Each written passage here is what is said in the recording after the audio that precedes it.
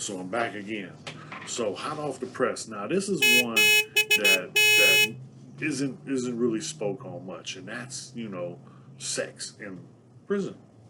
So I'm not talking about that kind. I'm talking about staff, female staff with male prisoners. I can only speak on where I was at. But think about it. If it's a female, what's she thinking about? Because it was, like I said, I did over 20 years in the California prison system, and any opportunity I had to conversate or try and campaign and put my bid in, or try and get a, can I get a phone number? Can I get an extra something? Can I get an extra bar of something? A bar of soap? Something? I done talked upon a few things. I got a mouthpiece, and I'm saying, I'm I'm trying to, get what I can get. So it was one female staff, a correctional officer, when I was in level 4, and I had got in good. I was hitting on her every chance I get, but respectfully, you know what I mean? Because at first I would just ignore her and joke with her, and then and then when she started, saying, she would speak to me, and I would, start certain, arguments just to get her going, and then just stop. And then she would be like, well, "What's going on? What's going on?" And always, so I knew she was interested. So I'm trying, but opportunities, in prison, they know what's going on. They know how it works. Every 2 years in the California prison system, they move staff around, and that's so they don't get over familiarization with the people, you know. And it happened. I mean, it's I've known. I'm saying, I wasn't never lucky enough to have an opportunity to get no nookie while I was in prison, and it was available. There was one prison I was at where you could pay for it, and I wasn't. I wasn't in a position. I wasn't in a position to be paying. So I was hustling. I was trying to get it. Hey, I think that the ghetto bird is going over. Shh! Don't tell them we're here. They're gone. Anyway, but so in prison, it's you every you know think about it. It's a whole bunch of horny men. Some take it to a perverted place, and I'm cool. I'm a respectfully. I'm saying, hey, can I ask you a personal question or something like that. I'm not going to. I'm saying, and then each to his own. Oh, you talking to the police? That's the police. That's the police. But that police got I'm saying nookie, and I'm a male. I'm incarcerated, so I mean, this is the only nookie I get to see. I'm gonna talk to it. I'm gonna see if it let. Can I touch it? But it's hey. But what you got, I made my mouthpiece worth something, because I would get stuff. It'd be little stuff, state stuff, just some extra, and that little extra, I'm saying, it helps out somewhere down the line. So whatever you can get that. Come back with that. We can split that. Oh, hold on. Ghetto bird coming back. I told you stay down. Don't let them see you.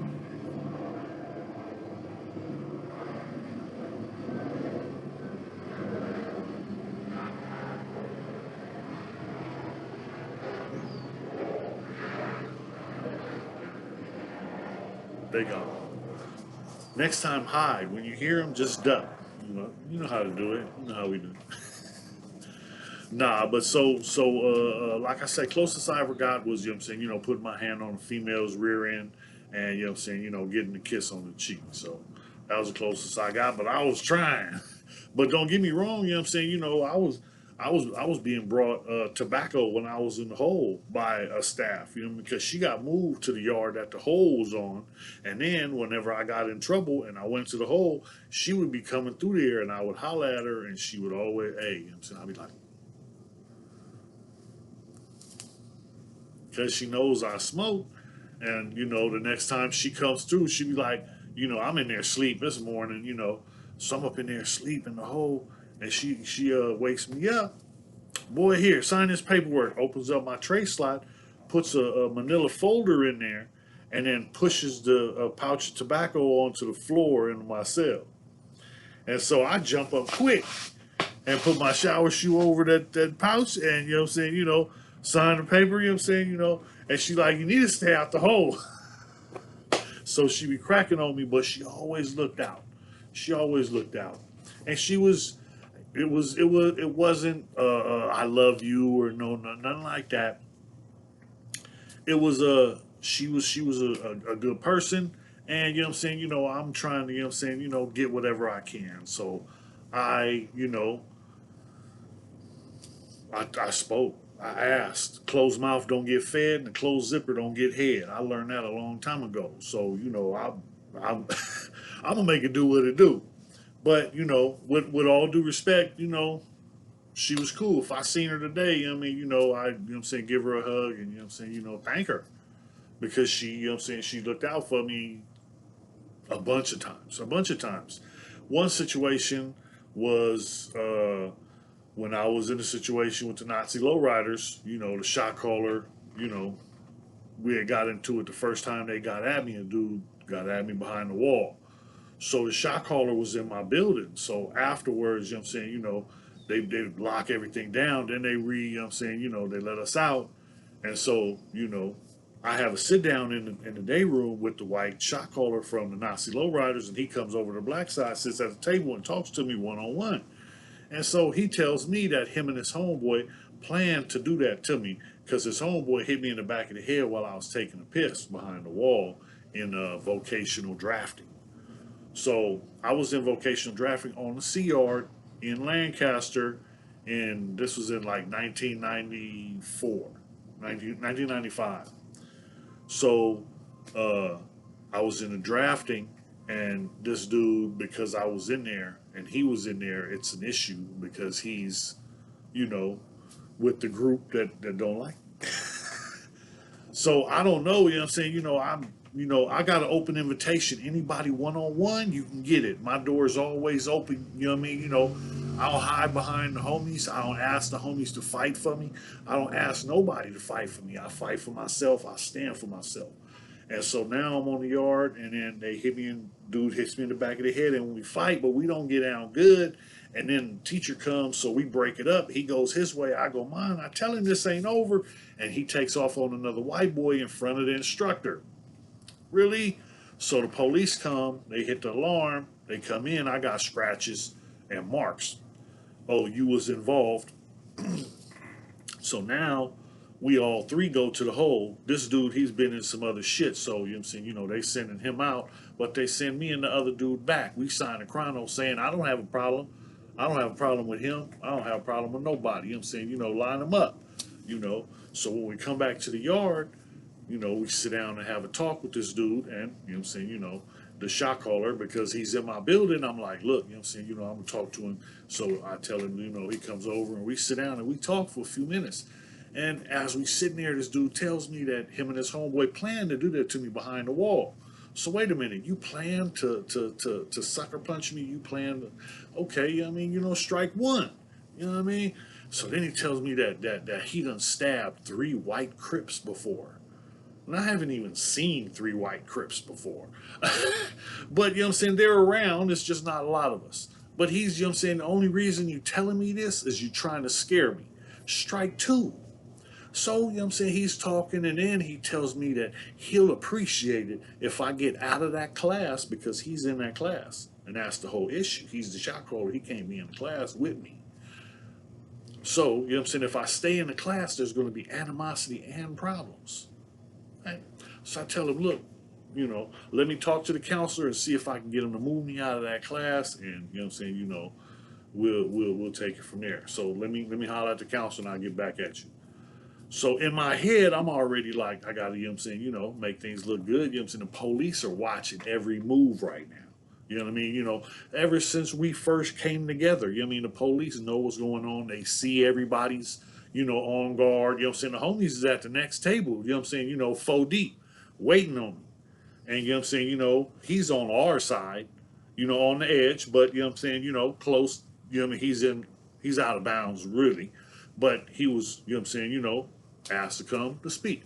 So now, what I'm saying, when he leaves, the homies come over to my table, and what I'm saying, he goes back to his people, and then I'm like, cuz, what I'm saying, at night at day room tonight when we come out, I'm gonna break this dude's jaw.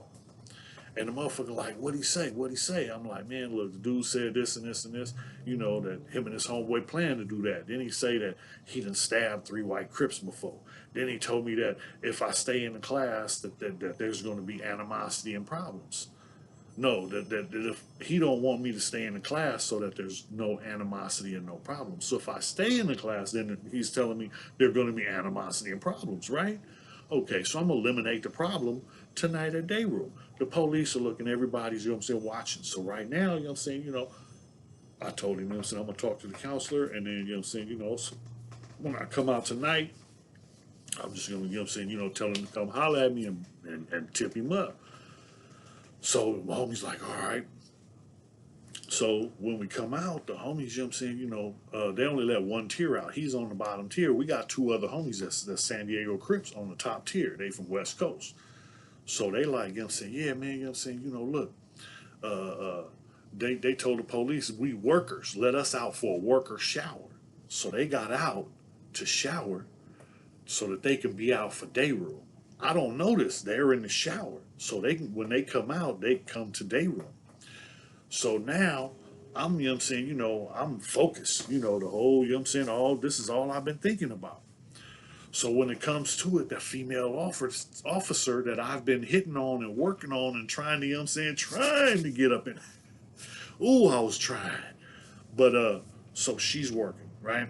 So I, go over and I walk through the white boy tables. And this white Mexican area. So I walk through the tables and I stand. There's a line between the cells because they don't want you like 6 feet from the cell. So they have a line 6 feet from the door. You can't be close to the door so the tower can see, so you're not handing stuff back and forth. So that's the way it's set up. So then there's that line, then like 6 more feet, then there's row of tables, and this is where people play cards, dominoes, whatever, do whatever. So these tables, and then, that's one side of the day room. So when I come over there, the dude is talking to somebody, another white dude at the table. So I come, I walk by, and I stand by by the yellow line, separating from the cells and the tables, and I get his attention and he tells me, hold on. So my homeboy, my celly, he done got on the phone. So he's standing in line to get on the phone at the stairs. We're just on the other side of the showers. So this dude, he's done talking. He comes over to where I'm at and he stands next to me, facing out with our backs to the cell. And I'm like, yeah, man, look. So I talked to the counselor, man. I told the counselor I want to stay in the class so you could suck my dick. And the dude looks at me like, what? And I just turn around with everything and just give it to him because I take a step forward and then give it to him. And I'm a big guy. And I seen his eyes roll, to all whites. And his head went straight back. And he hit his head. I seen his head hit the concrete. I'm like, he's out. I turned to walk through the tables. We're not supposed to walk through the tables, but I'm white anyhow. So I dipped through the tables, but the dude that he was talking to was watching. And he seen me knock him out. And now I'm trying to get back to the black side. Because the other side of the day room, C section, that's the black side. A section, this is the whites and the Mexican side. So I got to get back to the black side. And I'm trying to get through the tables. So this dude is cutting, at an angle to where I'm at. My homeboy that's at the stairs, waiting to get on the phone, watching my back, he's like, hey. And I turn around, and this is when I see this white boy walking up on me, but his hands are down. So he walks up on me, and I fire on him. I just hit him in his mouth. And he's like, hey, man. And I hit him in his mouth, and then he puts his hands up. So the police, get down, get down. Now, this is a level 4 prison, maximum security. Level 4 prison, in a day room, there's a fight, and a correctional officer doesn't push their button. The female officer, she didn't push the button. She told us to get on the wall. Get on the wall. Just go get on the wall. So the dude went and got on the wall, so I got on the wall. We got gaffled up. The guy that was knocked out woke up. They didn't see that. But later on, she told me that she seen me knock the guy out and walk away, and she seen everything. But she wrote it up. The 115 said 115 in prison is a rule violation. That's how they give you extra time. You know, a rule violation. It's like their penal code. This is the law in there. If you break the law, then you get extra time. So because of this, I'm going to get extra time. But because she wrote it up as I was defending myself, I am allowed to defend myself. So the police, you know what I'm saying, you know, wrote it, and it was so many officers that knew me and the situation. And if I took off on a white boy, they would say that the white boy took off on me. And you know what I mean? You know, I would use this to my benefit. You know, it was hard for the other people, I know. But you know, hey, you know what I'm saying? It took it saved me from doing a lot of extra time. Truthfully. Okay. So hit the subscribe, hit the like, hit the share. Tell me what you think in the comments. You think I'm lying? You think I'm full of shit? Tell me. You know what I'm saying? Let me know what you think. All right. See you next time. First stop. Bullet in a polar bear's toenails. Bullet in a polar bear's toenails. Bullet in a polar bear's toenails. Cooler than a polar bear's toenails.